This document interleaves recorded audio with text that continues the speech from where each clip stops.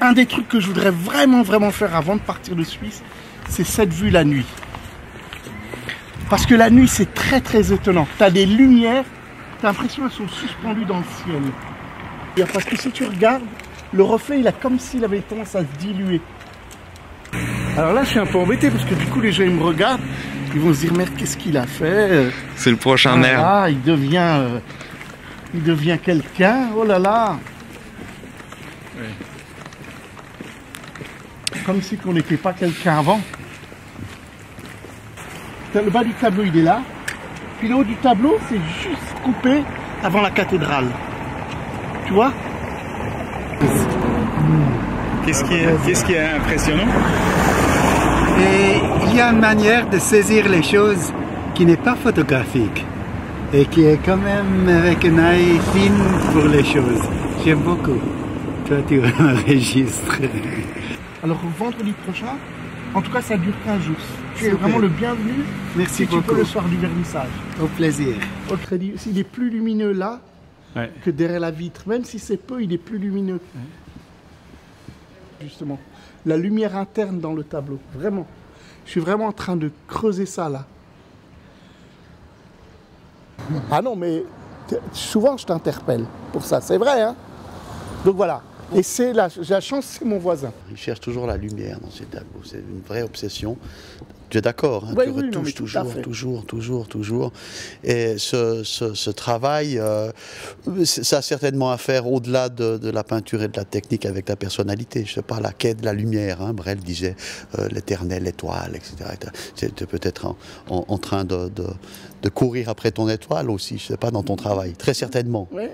Donc voilà, ça dépasse la raison et les hommes, la peinture. Hein, c'est quelque chose qu'on peut qu'exprimer par la peinture, c'est ce qu'il fait. Alors qu'est-ce qu'il est ou qu'est-ce qu'il en pense, ça c'est compliqué, ça je sais pas. Mais voilà, il a une obsession, une quête. C'est un type qui a une quête. Puis il cherche, il poursuit cette quête-là. Tu fais partie des 3 ou 4 qui me disent ça. Ils me disent, mais le tableau il est fini là. Ouais. Puis je dis assez souvent, bah non, tu as vu le tableau que j'ai fait là? Bah celui-là. Ouais. Tu vois? Ouais. Ben, des gens ils diraient, mais tu dois encore mettre 2-3 choses et puis ça suffit. Ouais. Et puis, voilà.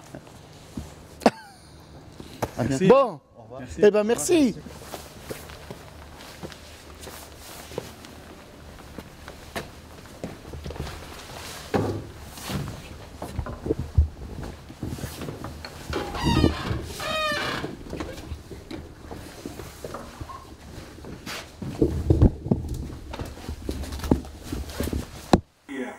Nous sommes dans les premiers. Le frère de Jean-Marc Schaffer, le cousin. On sent encore la poussière des travaux. Ouais. On était, il habite à Puy. Il a Puy, oui. Ouais, il a un petit studio là-haut. Ouais. Ouais. Et puis, voilà, il va souvent voir la maman. Elle est âgée maintenant. Qui est âgée, oui. Qui a du courage. Ouais. Et puis son frère, il est aussi là-bas ou bien? Patrick. Oui, il soucie Jean-Marc parce que il dit que depuis un certain temps, et la maman aussi, elle se fait beaucoup de soucis, parce que depuis un certain temps, il n'y a pas de nouvelles. Pas de nouvelles de lui? Oui. Il n'y a rien. Pas de nouvelles, donc tout le monde se soucie un peu, oui. Bon, mais ils n'ont pas eu une vie facile, hein? Oui. Ça, Patrick et puis Jean-Marc. Oui. C'était un peu pour tout le monde, hein. C'était dur. Hein. Ici, oui. Ouais. Surtout en vieille ville, hein. C'était pas le quartier chic, hein. Dans le temps, c'était le quartier ouvrier. Hein. Ça fait longtemps que tu habites ici, toi? Moi, j'ai toujours habité ici en vieille ville. Ah, oui. Vous allez venir le 4 pour l'inauguration des tableaux de... Oui, je vais venir. Ça sera super. Oui, il m'a déjà dit. Ouais. Hein. Voilà. Bon, au revoir. Hein. J'oserais te demander, puisqu'il filme, est-ce que tu auras envie de dire un message à Jean-Marc? Ah oui. Jean-Marc, viens une fois à Fribourg, comme ça on pourra faire une sortie ensemble. Merci. Merci. Ok. Oui, oui. Au revoir. Allez, au revoir. Allez, Ciao, bonsoir ciao. Georgie. Hein. Salut. Hein. Je me suis dit, il faut quand même te les présenter. Oui, d'accord. Au revoir. Ciao, hein. Merci. On va passer dans le plus belle de la vie. Ah, mon frère. Ça va? Et toi? Bonjour. Bonjour. Alhamdoulilah.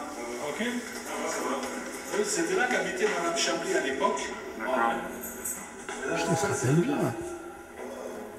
La famille Ben-Barek. Ben Barek, ouais. Ça, c'était la famille Ben-Barek qui habitait là. Ils sont partis dans les années 60, hein. 66, 67. C'est vrai, on vivait beaucoup d'injustices. T'en es témoin quand même pour un certain nombre, mais beaucoup d'injustices. Et c'est vrai que ce mouvement-là, à cause des gens qui venaient s'installer là, toi, c'était d'un seul coup, c'était... Je le dis un peu simplement, mais c'est vrai que c'était ça. C'était de dire, mais c'est pas des animateurs comme les autres. Voilà, c'est pas des animateurs comme les autres. Mais ce qui était très fort aussi, c'était de dire, on vivait des injustices très fortes, puis d'un seul coup, tu avais des gens, et ça c'est vrai, tu as des gens qui nous ont dit, c'est pas juste ce que vous vivez. C'est pas juste que vous soyez logés comme ça. C'est pas juste qu'on vous traite comme ça à l'école. Ça, c'était... Mais d'un seul coup, tu as comme une... Même si tu es en prison, d'un seul coup, tu te libères. On ne peut pas accepter que vous soyez exclus à l'école, etc. Ça, pour moi, c'était très fort. Mais c'est vrai que c'est très lié à une injustice très profonde. Vraiment. Que moi, si j'ai suivi un moment ce mouvement, c'est ça qui me l'a fait suivre. L'école a été quelque chose de vraiment quand même globalement très dur. Et je le dis toujours aux gens, je peux expliquer les choses que j'ai vécues à l'école et je le fais tout le temps. Je dis aux gens, mais sachez une chose. Pour les gens qui ne connaissent pas mon milieu, je dis, pourtant, je n'étais pas la personne qui était la plus enfoncée dans mon quartier. Et c'est vrai, je ne dis pas ça pour... c'est juste parce que c'est vrai. Parce que du coup, moi-même, je ne mesure pas ce qu'ont vécu des fois des copains qui étaient encore plus enfoncés. Mais c'était vraiment... C'était extrêmement obstruant. Je veux dire, il y a beaucoup d'enfants qui connaissent ça. Le matin, quand tu te lèves à l'école et que tu sais, et je l'assume, que c'est le lieu de l'humiliation. Comment tu vas à l'école quand c'est le lieu de l'humiliation? Et puis que tes parents, ils sont convaincus que c'est l'école qui va faire que tu vas progresser. Donc les parents, ils te poussent à aller à l'école. Et toi, tu sais que tu vas vers l'humiliation. Et ça, vraiment très fort. Et donc, c'est évident que j'avais un besoin de rêver. Et donc, du coup, moi, je me souviens que je sortais, donc on était à Alzar, l'école Alzar, là, tout près de la cité. Quand tu rentrais dans l'école, donc c'était séparé gars et filles, puis on avait chacun un couloir d'entrée. Et dans ce couloir d'entrée, il y avait en tout cas, il y avait 3 reproductions, mais je me souviens très bien de 2 reproductions de peinture. Il y avait, je crois, un tableau de Rubens, et en tout cas, un tableau style Renaissance, et un tableau d'un peintre qui s'appelle Toffoli. Et alors que c'était le lieu de l'humiliation, à chaque fois... Ah oui, puis il y avait un 3e tableau, mais c'est un peintre japonais, c'était une ronde d'enfants assis comme ça en tailleur, par terre. Et à chaque fois que je rentrais ou que je sortais de l'école, il fallait que je regarde ces tableaux. Voilà. C'est le souvenir le plus lointain que j'ai. Après, à l'orientation, moi, j'ai dit que je voulais faire de la peinture, mais je ne l'ai même pas dit à mes parents. Parce que c'était impossible. Mais j'ai voulu, et en fait, l'école, ça, je me souviens très bien, à l'école, ils m'ont dit, non, on vous déconseille de faire ça parce que, et on m'a dit clairement ça, on m'a dit, mais vous savez, il faut beaucoup d'argent, ce que vous ne pourrez pas assumer plus tard. Alors, j'en étais resté là. J'en étais vraiment resté là. Et après, ça pour moi, c'est quand même à chaque fois important de le dire aussi, parce que il faut rendre à César ce qu'à César. C'est-à-dire qu'en fait, c'est un lien avec quelqu'un dans le mouvement qui m'a ouvert la porte de l'école des Beaux-Arts. Il faut aussi savoir que, comme je dis à souvent des gens, je dis, vous savez, avant d'arriver ici, je suis tombé du 20e étage. Voilà. J'aime le dire aux gens, pour pas leur laisser croire que d'un seul coup...